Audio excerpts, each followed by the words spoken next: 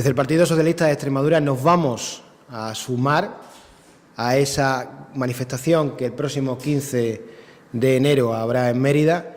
Apoyamos esa manifestación porque entendemos que lo que está en juego son los derechos que durante los últimos 40 años en este país hemos construido. El Partido Socialista es el partido de la igualdad y la igualdad se llama igualdad entre hombres y mujeres. Por tanto, vamos a estar presentes en esa manifestación del próximo 15 de enero en Mérida.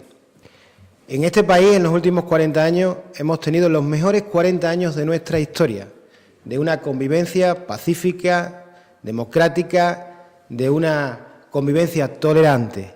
Frente a los vientos que vienen últimamente por parte de la derecha y de la ultraderecha de este país, el Partido Socialista tiene que decir que no va a dar ni un paso atrás en la defensa de los derechos que todos y todas hemos construido en estos últimos 40 años.